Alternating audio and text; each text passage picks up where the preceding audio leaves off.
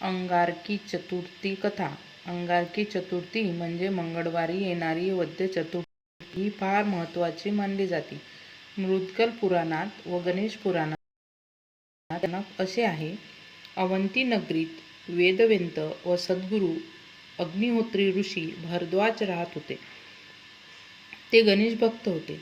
शिप्रा नदीवर ते एकदा स्नानाला गेले असता एक अप्सरा जलक्रीडा करीत होती.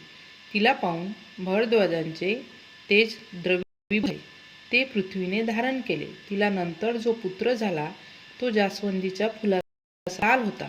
पृथ्वीने तो 7 वर्षाचा झाल्यावर त्या ऋषीला स्वाधीन केला. त्यांनी त्या उपनयन केले. त्याला वेद शिकवले. गणेश मंत्र देऊन उपासना करायला सांगितले. मग तो मुलगा अरण्यात गेला.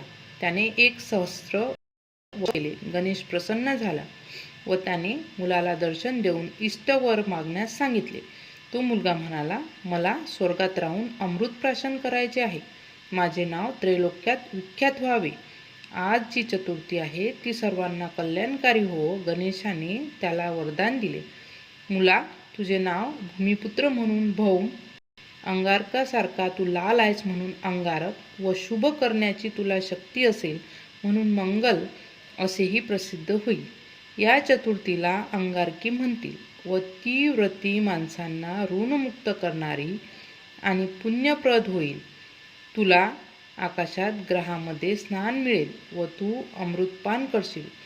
तो वार मंगळवार व ती चतुर्थी माध्यातील वद्य चतुर्थी होती. गणेशाच्या वरदानामुळेच अंगारकी चतुर्थीला अत्यंत महत्त्व